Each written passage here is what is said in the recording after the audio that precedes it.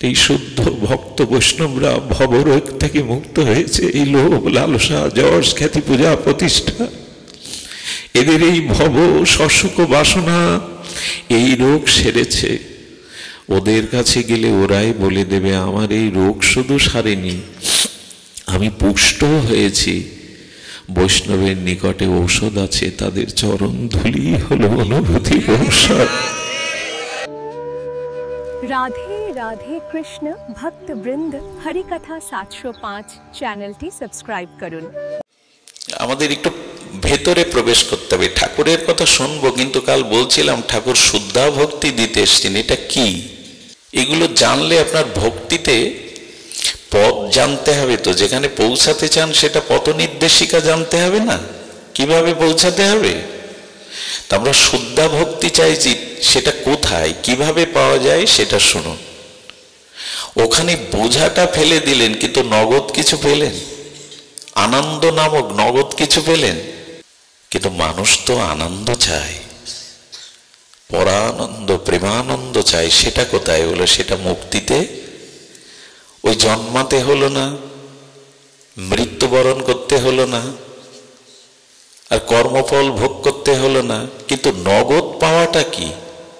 এই নগদ যে পরমানন্দ প্রেমানন্দ, এটা 5 প্রকারের মুক্তি আছে। এই 5 প্রকারের মুক্তিতে আবার ভক্তিতে আছে। এই 5 প্রকারের মুক্তি আবার ভক্তিতে আছে। পরে আসছি সে কথায়। এখন এই মুক্তি যে আমি পেলাম, বোঝাটা ফেলে দিলাম, কিন্তু নগদ কিছু প্রাপ্ত হলো না। সহজ কথায় আমি চিনি হয়ে গেলাম, চিনি খাওয়ার স্বাদ থাকলো না, মুক্ত হয়ে গেলাম। ভক্ত বলছে প্রভু আমাকে বারবার নরকে যাও, কিন্তু এই মুক্তি দিও না। ভক্তি জগতের কথা কি, শুদ্ধ ভক্তের কথা কি, আমাকে নরকে দাও কিন্তু ওই মুক্তি দিও না। এখন এই যে নগদ পেলাম না, আমরা অষ্টাদা প্রকৃতি পার করে গেলাম বটে, মায়ার স্তর ভেদ করলাম বটে, কিন্তু নগদ পেলাম না।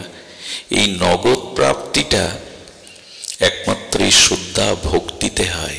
মুক্তি সরদর্শনের অবধি পরমসীমা। এই জন্য যারা জ্ঞানী, যারা কর্মী, যারা যোগী, যারা পরমাত্মার ধ্যান করছেন, তারা এই মুক্তি চায়। আচ্ছা, এই মুক্তি মানে ব্রহ্মপ্রাপ্তি।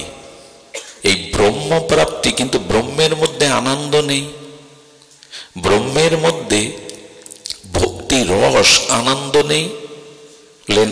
ব্রহ্মের মধ্যে যদি রস আনন্দ এগুলি না থাকতো, তবে তিনি ব্রহ্ম তত্ত্ব হতে পারত না। আছে কিন্তু অপ্রকাশিত, আছে কিন্তু অপ্রকাশিত। অপ্রকাশিত কেমন? এখানে শুভঙ্কর এসছে, খুব স্নেহের, ও ভালো কীর্তন করে, অরুণদা ভালো কীর্তন করে। ওরা যখন ঘুমায় তখন কীর্তনটা সুরটা ওদের মধ্যে থাকে কিনা?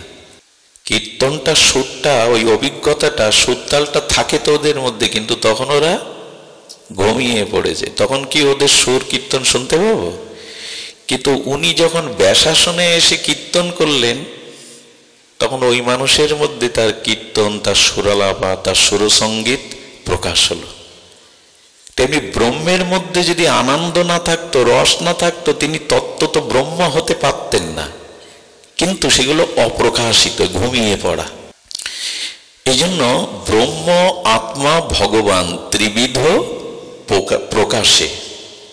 ব্রহ্মের মধ্যে তত্ত্ব আছে, রস আছে। আমি যা শুরু করেছি তা আপনারা ঘুমিয়ে পড়বেন, কিন্তু এগুলি জানতে হবে। না জানলে আমরা শুদ্ধ ভক্তির স্তরে পৌঁছাতে পারবো না। আগে তো তিতো খান, তারপরে ক্ষুধা জাগবে, আস্বাদন হবে। অরুচি থাকলে তো আস্বাদন হবে না। হরিদাস ঠাকুরের প্রেমরস আস্বাদনের জন্য আগে এটি জানা দরকার, কি দিতে এসেছিলেন তিনি, তিনি আমাদের জন্য কি নিয়ে এসেছিলেন। এই জন্য এইখানে পৌঁছাতে হবে। তো আমরা বলছিলাম ব্রহ্মে আছে, কিন্তু এটা অপ্রকাশিত। যেমন কি জানেন, একে বর্ণনা করা যায় না। ব্রহ্মের যে নির্গুণ নিরাকার, তাতে আছে সব, প্রকাশ নেই, লীলা নেই, ধাম নেই, পরিকর নেই, হ্যাঁ, সেই রস আনন্দ তরঙ্গ নেই, অথচ তার মধ্যে সব আছে। ওই যে ঘুমিয়ে পড়া, শিল্পী ঘুমিয়ে পড়েছে।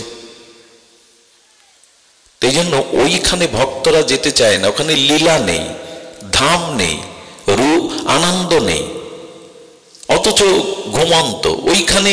এই জন্য ভক্তরা যেতে চায় না। এটা পরমাত্মাবাদীরা, ধ্যানীরা ওইখানে যেতে চায়। ভক্ত কি চায়? ভক্ত তার ধাম চায়, লীলা চায়, রূপ চায়, সেবা চায়, রস আস্বাদন চায়। এই জন্য ওটা আছে। রামকৃষ্ণ পরমহংস একটা অপূর্ব কথা দিয়ে বলেছেন, আগেকার দিনে নববধূ বিয়ের দিন বর এসেছে, বরকে এক ঘরে বসানো হয়েছে। লজ্জিতা, এই নব বিবাহ হবে, নব অনুরাগে পূর্বরাগে লজ্জিতা মেয়েটাকে সখীরা বলছে, তোর বর কই রে? অবনত মস্তকে রাঙামুখী নিচু, কি রে বর দেখাবি না? তোর বর কই? দেখেছিস তুই? দেখতে এসেছিল। কি করেছে জানিস? জানলার গবাক্ষ ছিদ্র, এই যে ভ্রমর এসে জানলা সিদ্ধ করে না, ওই গবক্ষ দুয়ার দিয়ে লজ্জিত হয়ে সখীরা বলছে যে তোকে দেখাতে হবে না, আমরা এক এক করে বলছি, ওই যে একজন বসে আছে ওই বর? বলল না। আর একজনকে বরের বসে আছে তো তার সহপাঠীরা বলল ওই বর? বলল না। ওই বর না, সব না বলছে। নেতি নেতি, ওই যে বেদে যেমন বলা হয়েছে, এটা ঈশ্বর ন ইতি, এটা না, ন ইতি।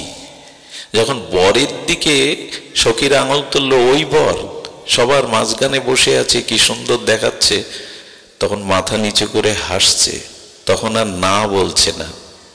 কি বোঝা গেল? মুখে তো কিছু বলল না। তেমনি ব্রহ্মার যে, ব্রহ্মালোকের যে আনন্দটা, ওটা বোঝা যায় কিন্তু ব্যক্ত করা যায় না। আনন্দ অপ্রকাশিত ওখানে, ওখানে আনন্দ প্রকাশ নেই। কিন্তু আমরা তো প্রকাশ চাই, আমরা তো লীলা চাই, ধাম চাই, আস্বাদন চাই। এবং অবাক কাণ্ড কি জানেন?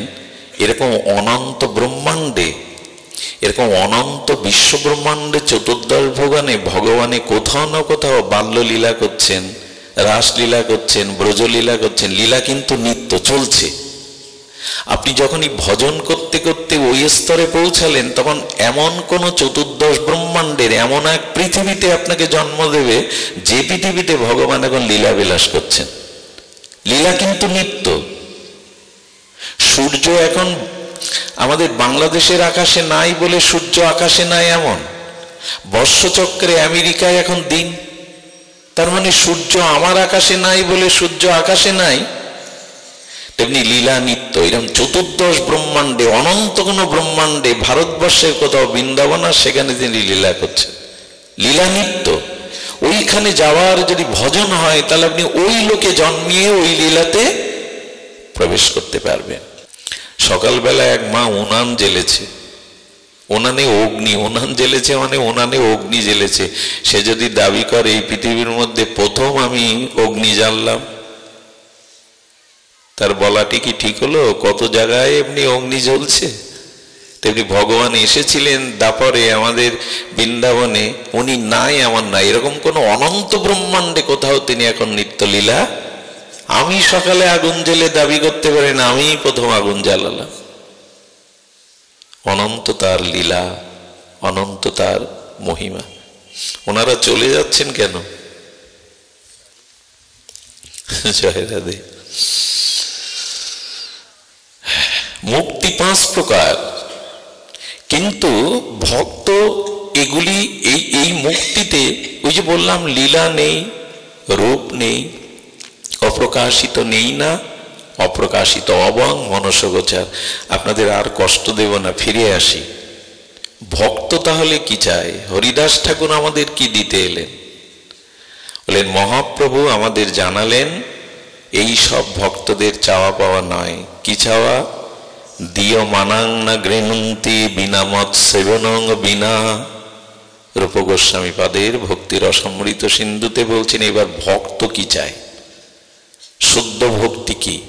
বলে এই ধর্মার্থ কাম মোক্ষ যেখানের আবেশ নাই, বিন্দুমাত্র চাওয়া নাই, সেইখানেই আছে শ্রদ্ধা ভক্তি।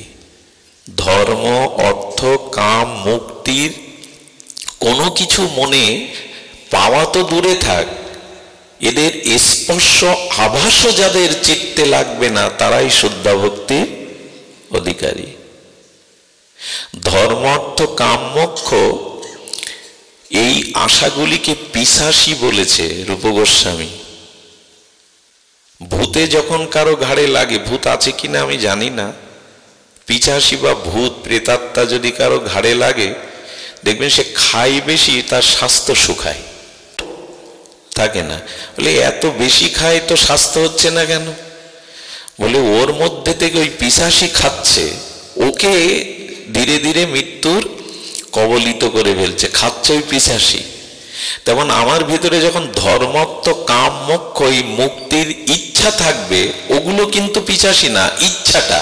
ধন চাই, মুক্তি চাই, অর্থ চাই, এই সসুখ বাসনা, এই চাওয়াটার নাম পিশাচি, ওগুলো কিন্তু পিশাচি না। খবরদার, মুক্তিকে পিশাচি বললে কিন্তু অপরাধ হবে। যুগ যুগান্তর যোগী ঋষি মুনিরাও মুক্তি পায় না, তাকে পিশাচি বলা যাবে? বলল না। জীব গোস্বামী একবার বলেছিলেন, একজন আচার্য বলেছিলেন রূপ গোস্বামীকে, আপনার এইটা একটু ভুল হলো না, আমি একটু সংশোধন করে দিই, আপনি মুক্তিকে বলো। মুক্তিকে পিশাচি বলেনি গুরুদেব। জীব গোস্বামী 13 বছর বয়সে বলছে গুরুদেব মুক্তিকে পিশাচি বলেনি, মুক্তির ইচ্ছাকে, ওই সসুখ বাসনা চাওয়াকে পিশাচি বলে। ওইখানেই সব আনন্দ খেয়ে ফেলবে, তুমি ধীরে ধীরে শেষ হয়ে যাবে, আনন্দ পাবে না। তবে ভক্ত কি চায়? মহাপ্রভু সেটা দিতে এসেছিলেন, খুব ধ্যান দিতে হবে। এবার হরিদাস ঠাকুর কি দিতে এসেছিলেন? এই শ্রদ্ধা ভক্তির বিগ্রহ তিনি যা দিতে এসেছিলেন তা যদি জানতাম তাহলে অবমূল্যায়ন হতো না। ঠাকুর হরিদাসকে আমরা এইভাবে ভুলতে বসতাম না। তো কি বলা হচ্ছে? দিও মানাং না গৃহ্ণান্তি বিনা মত সেবনং বিনা। ভক্ত বলছে তুমি শাস্তি সারূপ্য সালুক্য সারূপ্য সাজুজ্য দিতে চাইছো, কিন্তু ওগুলি আমি নেব না। তো কি নেবে? বিনা মত সেবনং বিনা, তোমার সেবা ভিন্ন এ জগতে আমি আর অন্য কিছু চাই না। তোমার সেবা ভিন্ন, আমি ওগুলি আর চাই না। এইবার আমরা ভক্তিতে এলাম, এবার মুক্তি না, ধর্মার্থ কাম্যক্ষ পথ পেরিয়ে এলাম, এবার কোথায় এলাম? ভক্তিতে। কোন ভক্তিতে? শুদ্ধা ভক্তিতে। শুদ্ধা ভক্তির পরিভাষা কি? যে না কিছুই চাই না, তোমার সেবা ভিন্ন, তোমার সেবা ছাড়া আর কিছু চাই না। এটার নাম শুদ্ধা ভক্তি। আচ্ছা, এই ভক্তি প্রাপ্তির উপায় কি? ঠাকুর হরিদাসের কেন জীবনচরিত আমরা আস্বাদন করব? এই ভক্তি প্রাপ্তির উপায় কি বললাম তো আমরা, কিন্তু এই ভক্তির প্রাপ্তির উপায় কি খুব ধ্যান দিয়ে শুনতে হবে। প্রাপ্তির উপায় হলো আর কিছু না, মহাপ্রভু দুটি সাক্ষাৎকার করিয়ে দিয়েছেন আমাদের এই কলিজীবের জন্য। কি বলেছেন? দুই ভাই হৃদয়ের খালি অন্ধকার, দুই ভাগবত সঙ্গে করান সাক্ষাৎকার। বাইরের পরিচয়ের নাম, আলাপ ব্যবহারের নাম পরিচয়, আর অন্তর পরিচয়, অর্থাৎ অন্তর পরিচয়, নিগূঢ় পরিচয়ের নাম সাক্ষাৎকার। মহাপ্রভু বললেন ভক্তি প্রাপ্তির উপায় বলে দিচ্ছেন, খুব ধ্যান দিয়ে আঁচল পেতে, হৃদয়ের আঁচল পেতে নিয়ে নিন, ঘুম যেন না আসে, অলসতা যেন না আসে, আঁচল পেতে নিয়ে নিন। দুই ভাই হৃদয়ের খালি, খালি মানে প্রক্ষালন, আমরা বলি না পাদ প্রক্ষালন। এই নিতাই গৌর কৃপা করে এসে, এই প্রেমাবতার কারুণ্য অবতারে এসে, অনার্পিত চরিত দানে এসে তিনি দুটো বস্তুর সাথে আমাদের সাক্ষাৎকার করিয়ে দিচ্ছেন, আর আমাদের হৃদয়ের অন্ধকার দূর করছেন। এই অন্ধকার বলতে এখানে এই সসুখ বাসনা, ধর্ম অর্থ কাম মোক্ষাদি বাসনা, এগুলো প্রক্ষালন করে দিচ্ছে। দুই ভাগবত, কারা তারা? এক ভাগবত রসশাস্ত্র, আর ভাগবত ভক্তি রস পাত্র। খুব ধ্যান দিতে হবে কথাটি, শুনেছেন আবার শুনুন। বলছেন ভাগবত কয়জন হলো তাহলে? গ্রন্থ শুধু ভাগবত না, যে অক্ষর রসব্রহ্ম রূপে ভগবানের নাম রূপ লীলা ধাম প্রকাশ করেছেন, এটি গ্রন্থ ভাগবত। এক ভাগবত রসশাস্ত্র, অক্ষর রূপী রসব্রহ্মের নামরূপ লীলা, ভক্ত ভগবানের লীলা কীর্তিত হয়েছে, তাকে বলে ভাগবত। আর ভাগবত বড় ভক্তি পাত্র। আচ্ছা, ভক্তকে ভক্তি রস পাত্র বলা হলো, খুব ধ্যান দিবেন। ভক্তি রস পাত্র, পাত্র মানে বস্তু যেখানে অবস্থান করে তাকে বলে পাত্র, ছাড়া তো বস্তু সংরক্ষিত করা যায় না। এখন ভগবানকে ভক্ত প্রশ্ন তুলছে, তুমি ভক্তকেই ভক্তি রস পাত্র বলছো, তো ভক্তি রস ভক্তের কাছে থাকে? বলে হ্যাঁ, আমি দাতা নই, ভক্তই দাতা। ভগবান কিন্তু দাতা নন। এইবার আমাদের খুব ভেতরে যেতে হবে, শ্রদ্ধা ভক্তি কি করে দিলেন ঠাকুর হরিদাস। ভগবান বলছেন আমি ভক্তি দান করি না, আমি দাতা নই, দাতা হলো ভক্ত। ভক্তি কে দান করবেন? ভগবান না, ভক্ত ভক্তি দান করবেন। দাতাকে? দাতা ভক্ত। এই জন্য একটা অনুরোধ করি, ভক্তি ভক্তের কাছে ছাড়া কোথাও পাবেন না। অভিমান ছেড়ে ভক্ত সঙ্গে আসতে হবে। কাল গিয়েছি, আজ আর যাব না, শরীর ভালো নেই। আরে ভক্তি পাত্রকে এখানে বললেন ভক্ত, দাতাকে ভক্ত। পাবেন কোথায়? ভগবানকে বলা হলো তাহলে তুমি ভক্তি রসের পাত্র না? বলেই তো দিয়েছি, আমার ভক্তই ভক্তি রসের পাত্র। ভক্তি আমার ভক্তের পাত্রে থাকে, আর দাতাও তিনি, আমি দাতা না। কেন হরিদাসকে মহাপ্রভু বললেন আমার যত কাজ সব তোমা লইয়া? তোমার কাজ হরিদাস করতে এসছে? বলে হ্যাঁ, আমার যত কাজ সব হরিদাসকে দিয়ে। তোমার যোগ্য নও, তাই যাও মোরে ছাড়িয়া। মহাপ্রভু বললেন হরিদাস, আমি তোমার যোগ্য না বলে ছেড়ে যাচ্ছ? কোথায় কোথায় হরিদাসের মহিমা? মহাপ্রভু বলছেন আমি তোমার যোগ্য না বলে চলে যাচ্ছ? আমার যত কাজ সব তো তোমাকে নিয়ে। কেন চৈতন্য প্রভু? তুমি রাধা কৃষ্ণ মিলিত তনু পরতত্ত্ব, তুমি দাতা শিরোমণি, তুমি করুণায় অবতীর্ণ হয়েছ, তো হরিদাস তোমার কাজ তুমি করবে না? তোমার কাজ হরিদাসের কাছে কেন? আহা, বলেন ভক্তি আমার সম্পদ, কিন্তু ওটা ভক্ত ছাড়া কেউ দিতে পারে না। এইখানেই তো রহস্য। অভিমান ত্যাগ করে ভক্ত সঙ্গ করতে হবে। কেন জানেন? ভক্তি ভগবানের সম্পদ। আচ্ছা, সম্পদ একজনের, কিন্তু যে পাত্রে সম্পদটা রাখা সেখান থেকেই তো আপনাকে নিতে হবে, নিতে হবে না? তো এই জন্য ভক্তি রস পাত্র। কেমন দৃষ্টান্ত এসেছে, পদ্মের মধু। পদ্মমধু উৎকৃষ্ট তো না? পদ্মমধু, এখন প্রস্ফুটিত সরোবরে পদ্মের মধ্যে মধু আছে, পদ্মমধু দিতে পারবে আপনাকে? ভগবানেরই স্বরূপবৃত্তি, ভক্তি ভগবানেরই সম্পদ, কিন্তু ভগবান দিতে পারবে না। পদ্মের কাছে চেয়ে মধু পাবেন? নিগড়িয়ে মধু পাবেন? পদ্ম মধু তো চাই, ভক্তি তো চাই, আনন্দ রস তো চাই। পদ্ম বলছেন তোমার একটু ভুল হচ্ছে, মধু আমার সম্পদ, কিন্তু আমি তোমায় দিতে পারবো না। ভগবান বললেন ভক্তি আমার সম্পদ, আমার অন্তরঙ্গ শক্তি বৃত্তি ভক্তি, এটা আমি দিতে পারবো না। যদি পদ্মের মধু পেতে হয় তো মধুকর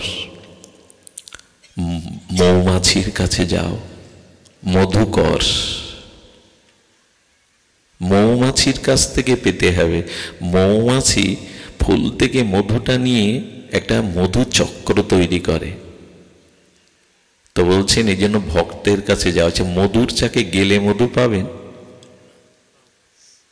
মধু আছে, কিন্তু এখানে দেখুন ভক্ত মধুকর আর মধু চক্র, মধুর চাকটা হলো ভক্তের হৃদয়, ভক্তের হৃদয়ে মধু রক্ষিত আছে, চাকটা হলো ভক্তের হৃদয়। এখন আপনি মধুকরের মধুচক্রে কি বলছে, মধু দাও মধু দাও, দেবে তো? এখানে আসে অনেক, ওই যে চলে গেল না অনেকে, ভাগবতে এলো আবার চলে গেল, ঘুমালো, বাদাম ভাজা খেতে গেল, বাইরের দৃশ্য দেখতে গেল, চাকের দিকে তাকিয়ে থেকে মধু দাও মধু দাও। আসলে একটা কাজ হলো, ওখানে একটু ঘা দিতে হবে, বিন্দু বিন্দু মধু খরুতে হবে। তার মানে ভক্তের হৃদয়ে ঘা দেব? বলো না গো, ভক্তের সামনে বসে ব্যাকুল হয়ে চোখের জলে প্রার্থনার ঘা দাও। হে ভক্ত, তোমার চরণ ধুলি দাও, তুমি কৃপা করে আমার দিকে দৃষ্টি দাও। এই প্রার্থনার আঘাত করতে হবে, বসে বসে হৃদয়ের নিগড়ানো প্রার্থনার আঘাত করতে হবে এই মধুচক্রে। হে ভক্ত, তোমার হৃদয়ে সেই গৌর প্রেম আছে, নিতাই প্রেম আছে, রাধা প্রেম আছে। ওই প্রার্থনার তরঙ্গ যত ভক্তের হৃদয়ে আবেদন নিবেদন, যত ভক্তের হৃদয়ে আঘাত করবে, ওইখান থেকেই মধু খরিত হবে। ওইটা আমরা অনেকেই দিতে পারি না। এখানে আসি বটে, বসি বটে, একবারও বলেছেন প্রভু কত জন্ম জন্মান্তরের প্রারব্ধ কর্মচক্রে এই সংসারে আসা যাওয়া করছি, তোমার হৃদয়ে ভক্তি, দুহাত পেতে শ্রদ্ধা বিশ্বাস ব্যাকুলতা উৎকণ্ঠায় চাতকের মতো পিপাসায় প্রার্থনা জানাতে হবে, এইবার আমার দয়া করো, এবার কৃপা করো। কৃষ্ণ সে তোমার, তুমি দিতে পারো, তোমারও শক্তি আছে, তুমি দিতে পারো কৃষ্ণকে, তুমি দিতে পারো ভক্তিকে। এই ব্যাকুলতা নিয়েই এখানে বসতে হয়। জল তো সবখানে আছে, পিপাসা না লাগলে জলের সন্ধান কেউ করে না। এজন্য আমাদের প্রার্থনা চাই, ঠাকুর মশাইয়ের এই জন্য প্রার্থনা, মালতীর মালা গাতি পরাব দোহার গলে, এই প্রার্থনা জাগাতে হবে। কবে আমি ভক্ত, কবে হাম বৈঠাবো বৈষ্ণব নিকটে, ঠাকুর মশাইয়ের প্রার্থনা, কবে হাম বৈঠবো বৈষ্ণব নিকটে। প্রেম ভক্তির মহারাজ তিনি প্রার্থনা করছেন, ওই ঠাকুর মশাই বলছেন কবে হাম বৈঠবো বৈষ্ণব নিকটে। ঠাকুর মশাই তুমি নিত্যানন্দ মূরতি, তুমি প্রেম ভক্তির মহারাজ, তুমি কেন বৈষ্ণব বৈঠাকে বৈষ্ণব সঙ্গে বসতে চাইছো?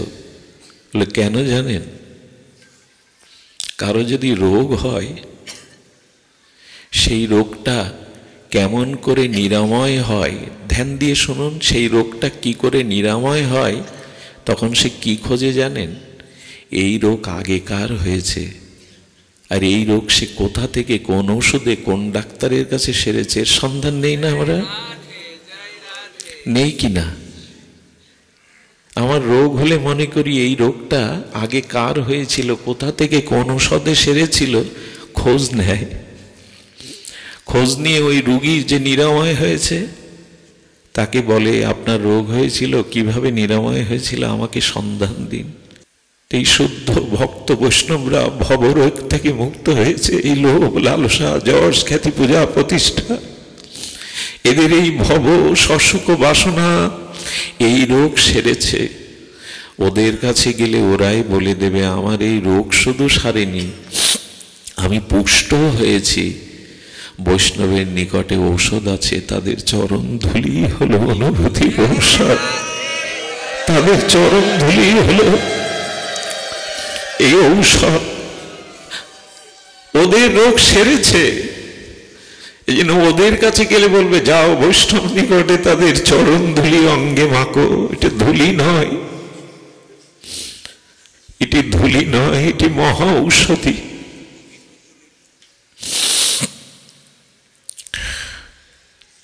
ঠাকুর হরিদাসের সিদ্ধ বকুলের ভজন কুটিরে মহাপ্রভু যেদিন গেছেন হরিদাসের নির্জানে, সেদিন মহাপ্রভু নিজে যাননি। সেদিন প্রিয় পরিকর ভক্তদের নিয়ে উপস্থিত হয়েছিলেন। ঠাকুরে আর উঠতে পাচ্ছেন না, মৃদু মন্দ ভগবানের দিব্য নাম আস্বাদন করছেন। ঠাকুর প্রভুর সাথে, মহাপ্রভুর সাথে প্রিয় ভক্তগণকে ডেকে বলছে, ওহ ভাগ্য, আমি সারা জীবন অলংকার পরিনি, আজ আমার অলংকার পরার স্বাদ হয়েছে। বলতে বলতে বৈষ্ণবরা যেখানে দাঁড়িয়ে ওই ধুলায় গড়াগড়ি দিতে লাগলো, বৈষ্ণবের চরণ ধুলি অঙ্গে মাখতে লাগলো। মহাপ্রভুর চরণ প্রথম নেয়নি হরিদাস, এই দেখুন সিদ্ধান্ত। মহাপ্রভুর চরণ হরিদাস প্রথমে নেয়নি বুকে, আগে বৈষ্ণবের চরণ ধুলিগুলো মস্তকে দেহে মেখেছে। বৈষ্ণবের চরণ রেণু ভূষণ করিয়া তুনু, যাহাতে অনুভব হয়। ধর্ম কথা বলা, ভাগবত কথা শ্রবণ অনেক জন্ম হলেও অনুভূতি না হলে হবে না। এই অনুভূতি হলো ভক্তি, এই অনুভূতির স্তরেই ভগবান। অনুষ্ঠান, আলোচনা, শ্রবণ, এর মধ্যে যদি অনুভূতি না হয় কিছু হবে না। আমার বুকের ব্যথা আপনার মুখে ফুটে উঠতে পারে, ইস তোমার বুকে ব্যথা করছে, কিন্তু ব্যথার অনুভব হবে। আমার বুকের ব্যথা, আপনি সামনে দাঁড়িয়ে বলছেন খুব বুক ব্যথা করছে তোমার, এটা মৌখিক, এই ব্যথার অনুভব আপনার হবে না। যদি আপনার বুকেও কখনো ব্যথা হয় তখন ব্যথার অনুভব পাবেন। এই ভক্তির অনুভূতিটা চাই, শুধু অনুষ্ঠান, শুধু আলোচনা শ্রবণ না। কবে অনুভব হবে সেই অনুভব অপেক্ষা আছে। বৈষ্ণবের চরণ রেণু ভূষণ করিয়া তনু, যাহাতে অনুভব হয়। যদি বৈষ্ণবের চরণ ধুলি মাখা যায়, ওর মধ্যেই অনুভূতিগুলো, কণাগুলো লুকিয়ে আছে, তখন অনুভব হবে। এই জন্য হরিদাস ঠাকুর অভাগ্য মনে করে বৈষ্ণবের চরণ ধুলিগুলো মস্তকে মাখছেন, দেহে মাখছেন। এ হলো অনুভূতির রাজ্যের বিষয়। এই জন্য ভগবান দান করেন না ভক্তি। আমরা ভগবানকে মানি, ভক্তকে ওই স্তরে দেখি না, ওই জাতীয় শ্রদ্ধা ভক্ত সঙ্গে আসে না। এই জন্য অনুষ্ঠান সার হয়ে গেছে, অনুভূতি কবে হবে? অনুভূতিটা চাই, অনুভূতি না এলে আমরা পাবো না। এই জন্য বিশুদ্ধ ভক্তির স্তরে পৌঁছাতে গেলে শুদ্ধ এই বৈষ্ণবের চরণ, তারাই দাতা। ভক্ত দাতা কেন জানেন? তারা সসুখ বাসনা ত্যাগ করে, আচ্ছা ভগবান ভক্তকে প্রেম দেন, বলে ভগবান দাতা না? বলো না, ভগবান দাতা না, ভক্তই দাতা। তবে শুনুন, কেন জানেন? ভক্তই দাতা মানে প্রেম ভগবান ভক্তকে দিল বলে এই তো ভগবান দাতা, এই তো ভগবান দান করলেন। প্রেম দান কে করবে? ভগবানই শক্তি ভক্তরূপে দান করলেন বটে, তো দান করলেন বলে প্রেম ভক্ত পেলে ভক্তটা প্রেমকে নিজের কাছে রাখে না, সেবা রূপে আবার ভগবানকে দান করে দেয়। খুব মার্মিক কথা কি জানেন? এখানে যারা খুব খুব অনুভবী শ্রোতা, তারা কোনোদিন পাঠে যখন খুব হৃদয় স্পর্শ করে, পাঠগুলো অনুভূতি হয়, হৃদয়ে একটা পরমানন্দ আসে, তখন বলে হে রাধে, আজকের যে আনন্দটা ওইটা আমি ভোগ করব না, শ্রবণ আনন্দ তোমাকে দিয়ে দিলাম, তুমি আনন্দ পাও। ভক্ত দিতেই আসে, নিতে আসে না। ওদের দান, প্রেম দিল ভগবান, সেই প্রেমটা সেবা করে। মাঝে মাঝে ভক্ত আবার প্রেমের প্রতি ক্রোধ করে যদি ভগবানের সেবাতে প্রেম বাধা হয়। এ খুব উচ্চ রাজ্যের কথা, আমার মতো মাদিস জিভাই এ মানায় না। প্রেম থেকে বড় আনন্দ তো কিছু নেই, প্রেমের থেকে বড় প্রাপ্তি বা আনন্দ কিন্তু সেই প্রেমেরও সেই ভক্তের কাছে ওই প্রেমও বাধা হয় যদি ভগবানের সেবাতে প্রেম বাধা হয়ে দাঁড়ায়। দারুক ভগবানকে বাতাস করছে, ভগবানের সেবক, ভগবানের সেবক দাস দারুক ভগবানকে বাতাস করছে। সেই অরিন্দম সুন্দর ত্রিভঙ্গ মরারি শ্যামল সুন্দর ভগবানের বদন দেখতে দেখতে চরণ দেখতে দেখতে প্রেম এসে গেছে। আর প্রেমের লক্ষণ হলো দেহে পুলক, লোমকূপ কাঁঠালের কাঁটার মতো খাড়া দিয়ে উঠছে, চোখে সজল জলে ভরে যাচ্ছে।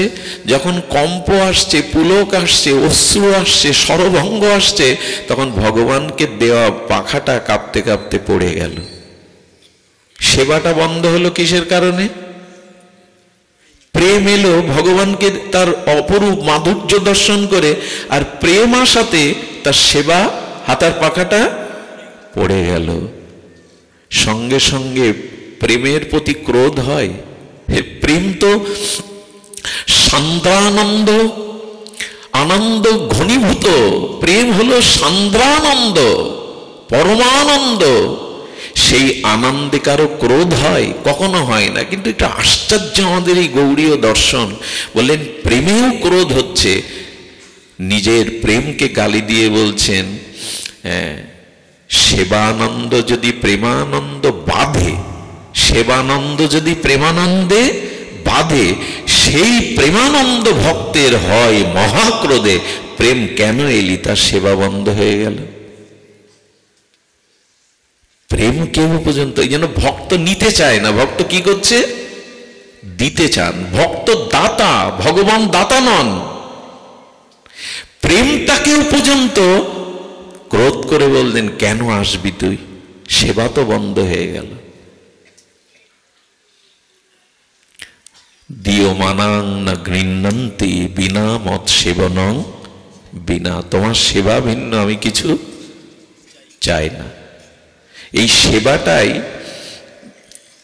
সেবাই হলো আমাদের মূল। এই জন্য শ্রীকৃষ্ণ চৈতন্য প্রভু দাসের অনুদাস সেবা অবিলাস মাগে। তুমি প্রেমময় মূর্তি, তুমি নিত্যানন্দ মূর্তি, তুমি সেবা অবিলাস চাইছো, ওটাই তো চাওয়া। এই জন্য তো ঠাকুর মশার প্রতিটি ত্রিপদীতে দেখবেন সখীর অনুগা হইয়া প্রেম সেবা লব চাইয়া। সেবা চাইছেন, সখীর অনুগা হইয়া প্রেম সেবা ইঙ্গিতে বুঝাবো সব কাজ। কবে রাধারানী, কবে রূপমঞ্জরি বলবে ফুল তুলে আনো, মালা গাথো, প্রিয়া প্রিয়তমের গলা পরিয়ে দাও। এই আজ্ঞা ইঙ্গিতে বুঝবো। ওখানে কিন্তু কথা বলবেন না, ইঙ্গিতে রূপমঞ্জরি বলে দিলেন যাও মালতীর মালা গাথি পরাবো দোহার। এই সেবা বাসনা শুদ্ধ ভক্ত চায় না, দিতে চায়। তার জীবনটাই এই দেওয়ার জন্য। এজন্য হরিদাস ঠাকুর তার জীবনে কিছু নেননি। একজনও মানুষ হরিদাস গবেষণা করে পাননি জীবনে কারো কাছ থেকে কিনে উনি চেয়ে কিছু। সারাটি জীবন না ছিল ঘর, না ছিল পিতামাতা, না ছিল আত্মীয় কুটুম্ব, না ছিল ভালো খাওয়া, না কখনো পোশাক পরেছেন দামি, না কখনো বিনোদন জগতের দিকে তাকিয়েছেন। চির কাঙাল হয়ে সারা জীবন মাটিতে শয়ন করে মহাপ্রভুকে হরিনাম দিয়ে আনন্দ দিতে এসেছিলেন। এই নাম কার্য, প্রেম কার্য দিতে তিনি সারা জীবন বিলিয়ে দিয়েছেন। হরিদাসের চরিত্র এটি অবলোকন করলে আপনি ভক্তির অধিকারী হবেন। সারাটি জীবন আপনার আমার সবাই আছে জগতে ঠাকুরের। এই জন্য ভাগবতের একটি শব্দই হরিদাস ঠাকুরকে এই ক্যারাগাছি থেকে নিয়ে গিয়েছিল, সব কিছু ছেড়ে চলে গিয়েছিল। একটি শব্দ কি জানেন? যার কেহ নাই তুমি আছো তার। আমার তো এই জগতে কেউ নাই, তুমি তো আছো। এই জায়গাটায় আমরা আসতে পারি না। অমুক আছে, তমুক আছে, ঘর আছে, বাড়ি আছে, কুটুম্ব আছে, পিতা আছে, স্ত্রী আছে, পুত্র আছে, শুধু ওর মধ্যে আমার ভগবান নাই। উল্টে হরিদাস বলছেন যার কেহ নাই তুমি আছো তার। কোনো কিছু এই জন্য দাবি করেননি উনি।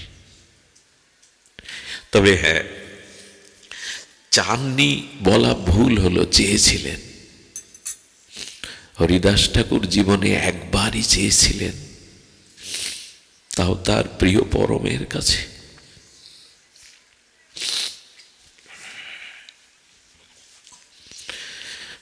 চেয়েছিলেন কি? একবার মাত্র, একবার। তাও চাওয়াটাকে প্রকাশ করেননি, অনেক দিন ধরে বুকে চেপে রেখেছেন, চাওয়াটা প্রকাশ করেননি। মহাপ্রভু হরিদাসের দিকে তাকিয়ে তার অন্তর, মা যেমন সন্তানের মুখ দেখে বুঝতে পারে তার কোথায় ব্যথা, কোথায় ক্ষুধা, হরিদাসের দিকে তাকিয়ে বলছে কিছু বলবে হরিদাস। বুঝতে পেরেছেন প্রভু মনের একটা সংবেদনশীলতা আছে। আপনি যদি মনে মনে কাউকে হিংসা করেন, ওটা তার মধ্যে চলে যায়, ওইখান থেকে আপনার প্রতি ওই ভাবটা তার চলে আসে। এটা মনোধর্ম। মহাপ্রভু বুঝতে পেরেছেন হরিদাসের হৃদয়, অনেক দিন ধরে চেপে চেপে চেপে ওর মধ্যে রেখে দিয়েছেন, ইচ্ছাটা বলেন না। মহাপ্রভু বললেন কিছু বলবে। হরিদাস প্রভুর আজ্ঞা পেয়ে তখন বলেছিলেন, এক বাঞ্ছা হয় মোর বহুদিন হইতে। বহুদিন শব্দটা প্রয়োগ করেছেন, মানে অনেক দিন ধরে ইচ্ছাটা আছে কিন্তু বলেননি। এক বাঞ্ছা হয় মোর বহুদিন হইতে, বলেননি কেন? কোন মুখে চাইবো তোমার কাছে? চাওয়ারও তো একটা যোগ্যতা থাকে। সবার পিছনে হরিদাস লীলাচলে যেদিন গুন্ডিচা মার্জন করেছিলেন প্রভু, গুন্ডিচা মার্জন করে দেখছেন তখন বিকাল হয়ে গেছে, ভক্তরা, মহাপ্রভু নিজে মার্জন করেছেন। কাশী মিশ্রের আলয় থেকে, জগন্নাথের মন্দির থেকে প্রসাদ এসেছে, প্রসাদ সবাইকে যখন দিচ্ছেন তখন বলছে আমার হরিদাস কোথায়? একজন বললে প্রভু হরিদাস সবার পেছনে, ওই যে এরিয়ায় ভক্তরা আছে সবার পিছনে বাইরে দাঁড়িয়ে, এইখান থেকে প্রভু ডাকছে ব্যাকুল হয়ে, হরিদাস হরিদাস পেছনে কেন? আমার কাছে এসো, আমার কাছে এসো। হরিদাস আসতে চাইছে না। প্রভু যখন বারবার ডাকছে, অবনত মস্তকে প্রভুর পেছনে এসে দাঁড়িয়ে, হরিদাস সামনে এসো, তোমার সামনে যাওয়ার যোগ্যতা তোমার নাই প্রভু। হীন জাতিতে জন্ম মোর, নিন্দ কলেবর, আমি অধম পামর, তোমার সামনে দাঁড়াবার যোগ্যতা তোমার নাই। হরিদাস একথা বলো না, তুমি আজ আমার কাছে কিছু বর চাও প্রভু। চাইতে গেলেও তো একটা যোগ্যতা লাগে, তা তো আমার নাই। চাইতেও তো একটা যোগ্যতা লাগে। এগুলো আপনাদের মন দুর্বল করার কথা না, এই হলো ভক্তের চরিত্র। এই শিক্ষাটা নেওয়ার জন্য এত দূর দূরান্ত থেকে এই ভক্তদের মাঝে এসে বসেছেন। কবে আমার এমন দশা হবে? কবে এমন করে আমি নিবেদন করতে শিখব? প্রভু তোমার কাছে চাইবার তো একটা যোগ্যতা লাগে, আমার তো সে যোগ্যতাও নাই। এই হলো ঠাকুরের ভাষা, আমার সে যোগ্যতাও নাই। হরিদাস তুমি ব্রহ্মাণ্ড তারণ করতে পারো, বলে প্রভু চাওয়ার যোগ্যতা নাই, এই জন্য চাইতেন না উনি। আজকে চাইছেন কেন জানেন? আজকে যদি না চাই তাহলে আর কোনোদিন চাওয়া হবে না। কারণ চাওয়াটা যে জন্য, যার যার যার কাছ থেকে চাইব, যার কাছ থেকে পাবো, তিনি যদি না থাকেন তো কার কাছে চাইব?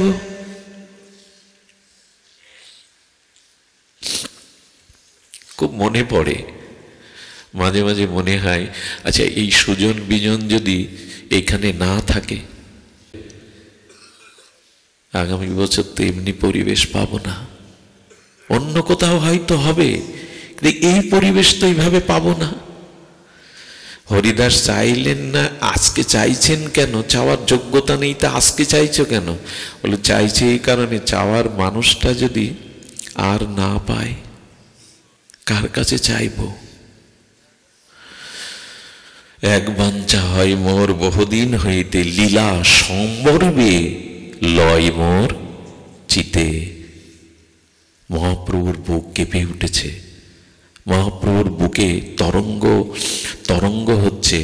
আমি চলে যাব, আমি লীলা অপ্রকাট করবো, এটা তো কাউকে বলিনি। আমার মনের কথা হরিদাস জানলো কি করে? ভালোবাসা কাকে বলে জানেন? ভালোবাসা তাকেই বলে আপনার হৃদয়ের সব ভাবগুলি যখন অনুভব করতে পারি আমি। এই জন্য প্রেম জগতে, সেবা জগতে শব্দ নাই, ওইখানে শব্দ বেমানান। প্রেম বা অনুরাগের ওই রাজ্যে শব্দ নেই, ওখানে শব্দ দিয়ে কিছু হয় না, শব্দ পৌঁছাতে পারে না। অনুভূতি, ওইখানে হৃদয়ের অনুভূতি। হরিদাসের হৃদয় কতটা প্রাণ, তাকে সমর্পণ করলে তার হৃদয়ের ভাবনাটা আমার হৃদয়ে আসে। দুটো মন, দুটো নাই, এক হয়ে গেছে। এটা প্রেমের রাজ্যের প্রস্তাবনা। ওখানে ভাষা নাই, নীরব। তুমি অনেক কথা যাও যে বলে, কোনো কথা না বলি। কবিগুরু বলছেন মাঝে মাঝে এমন হয়, তুমি অনেক কথা যাও যে বলে, কোনো কথা না বলি। তোমার ভাষা বোঝার আশা দিয়েছি জলাঞ্জলি। ওই হলো ওই রাজ্য, প্রেমের রাজ্য। তো আমার মন বলছে তোমার এই পাবনী লীলা তুমি সংবরণ করবে প্রভু। তোমার এই পরম পাবনী লীলা, এই ধন্য ধরণীতে, এই বসুন্ধরাতে তোমার পাবনী লীলা তুমি সংবরণ করবে। তাই আমার একটি বাঞ্ছা, অনেক দিন হতে যদি অভয় দাও তো বলি। এই দেখুন, জীবনে প্রথম চাইলে তো কি চাওয়া? ভক্ত দিতে আসে, ভক্ত নিতে আসে না। সেই লীলা প্রভু ওরে কবু না দেখাইবা। তোমার আগে মোর শরীর, আপনার আগে মোর শরীর পারিবা। পারিবা মানে পড়বে। বহুবার বলেছি, তবু অনুভূতি দেখুন। হরিদাস ঠাকুর তার মর্মস্পর্শী হৃদয়ের ভাবনা দেখুন। আচ্ছা, হরিদাস ঠাকুর, ওই যে বললাম ভক্ত ভগবানকে শুধু সেবা দিতে আসে, অন্য কিছু তার প্রেমও চাওয়া নাই। শুধু দিও মানাং না গ্রান্তি বিনা মত সেবন, বিনা সেবা ছাড়া অন্য কিছু চায় না। তো হরিদাস প্রভুর এই লীলা দেখতে চাইছে না কেন? প্রভুর এই লীলা দেখতে চাইছে না কেন? তার আগে যেতে চাইছে কেন? যেতে চাইছে এই কারণে যে প্রভু তোমার যে অন্তর্ধান লীলা, যেদিন তুমি এই লীলাচলের এই আনন্দ প্রেমের হাট ভেঙে দিয়ে বিদায় নেবে। ঠাকুর হরিদাসের ভাষা কি?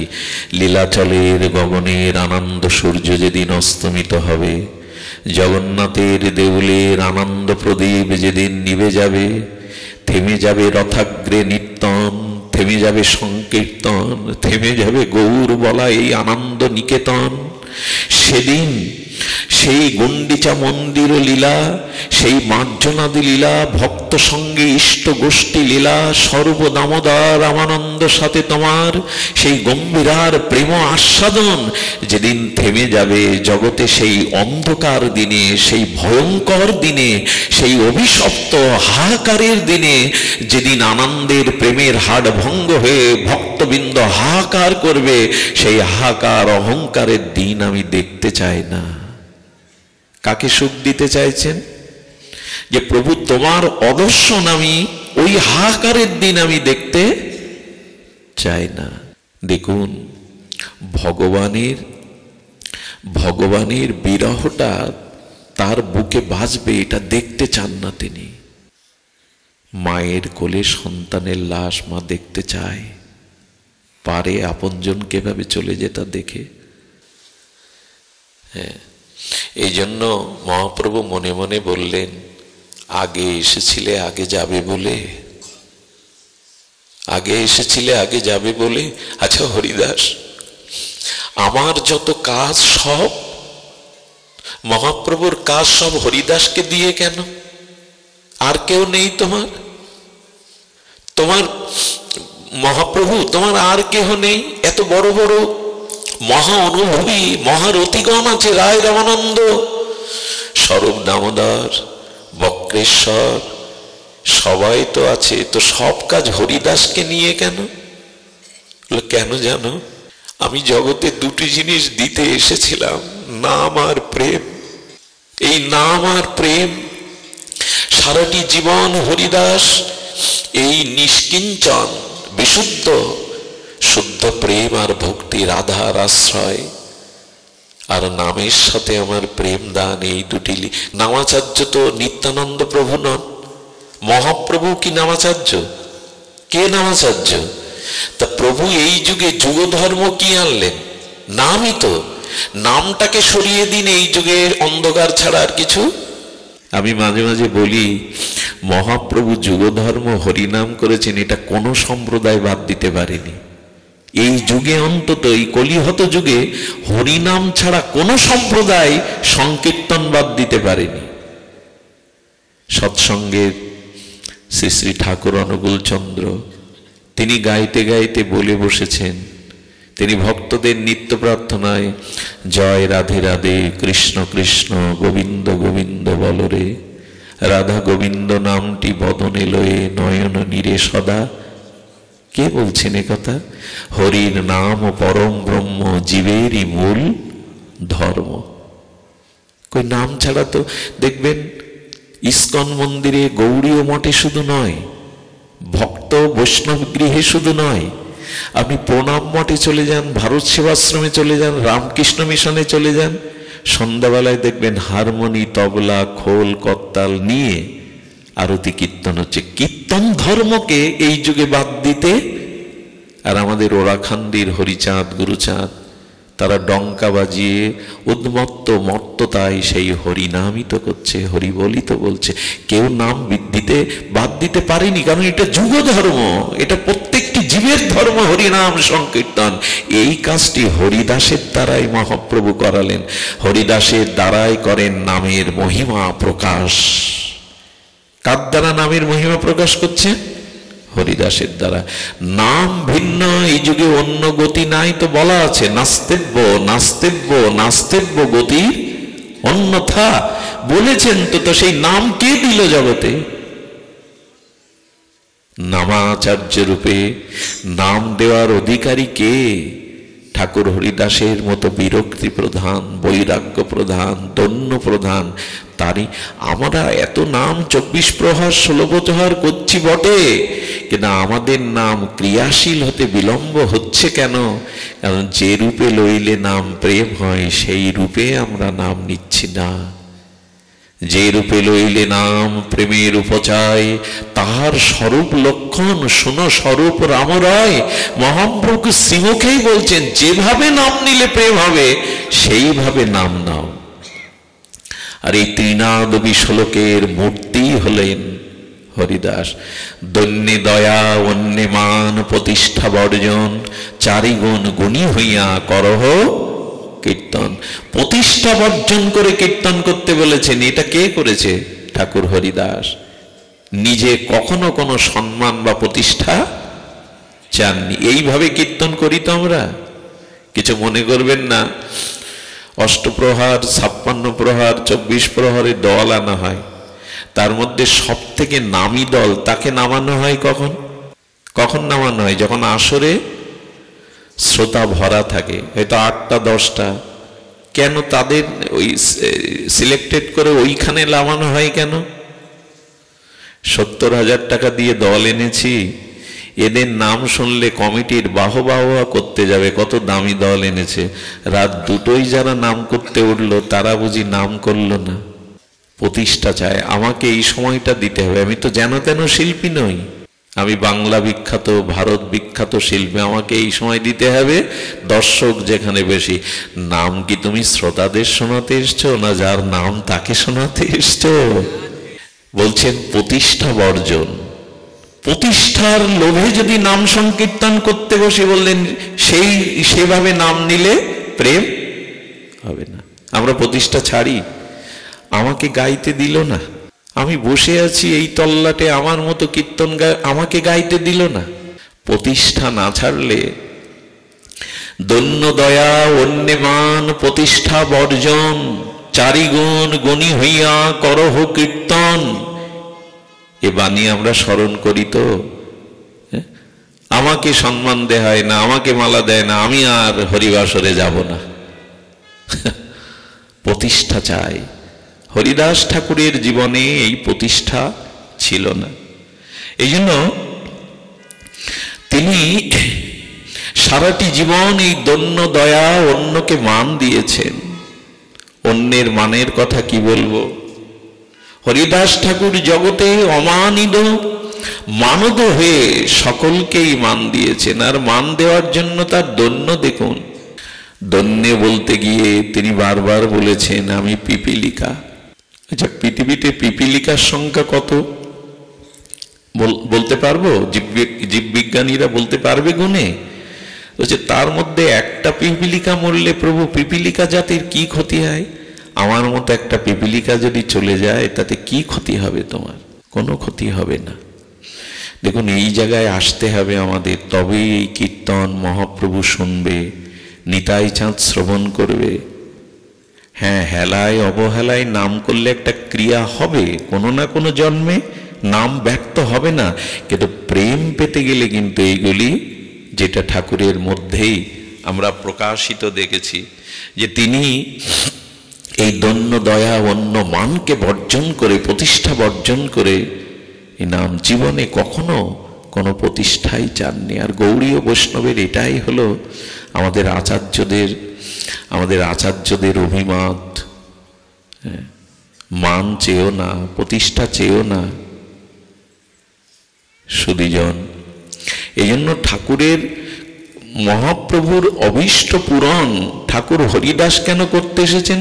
কারণ এত দন্য, এত প্রতিষ্ঠা বর্জন অন্য কোনো ভক্ত চরিত্রে আপনি দেখাতে।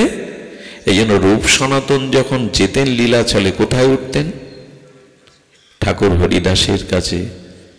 কারণ দন্য চাই, প্রতিষ্ঠা বর্জন চাই। রূপ সনাতন যতবার গেছেন লীলাচলে, কেন গাম্ভীরার পাশে মহাপ্রভু বলে দিতে পারতেন না কাশী মিশ্রের আলা একটা কুটির করে দিতে? ওইখানে ঠাকুর রূপ সনাতন না, ঠাকুর হরিদাসের কাছে যেতেন। এই দন্য প্রধান। আজ আমাদের ভিতরে দন্য নাই। আমাদের শুধু মান চাই, প্রতিষ্ঠাা চাই, যশ চাই, খ্যাতি চাই। তা না হলে কিছু হলো? এই তাল থাকলে, এই বুদ্ধি হৃদয়ে বাসা বেঁধে থাকলে, এরূপ নামে কোটি জন্ম করো যদি নাম সংকীর্তন, তবু না মিলিবে ব্রজেন্দ্র নন্দন। এই জন্য আমাদের উচিত হবে এ জাতীয় প্রতিষ্ঠা, এ জাতীয় সম্মান আমাদের না রেখে দন্য আনা। সব কাজ ঠাকুরের। এই জন্য যে হরিদাস ঠাকুরকে আর পাবো না। মনে মনে বলেছিলেন, তুমি চলে গেলে কি আমি আর থাকতে পারবো? আমাকেও আসতে হবে। তবে ইচ্ছা ছিল, তুমি আগে এসেছো, পরে যাবে। কিন্তু ভক্তের ইচ্ছাতেই ভগবানের ইচ্ছা। দেখুন, এই জগৎ তো স্বার্থের, কিছু মনে করবেন না। এই জগৎ হলো স্বার্থের। এই জন্য প্রেম ভক্ত ভগবানের সাথে ছাড়া প্রেম হয় না। অন্যখানে কোথাও না কোথাও একটা সূক্ষ্ম স্বার্থ রয়ে গেছে। আর বলি কি, ভগবান ছাড়া আমাদের প্রকৃত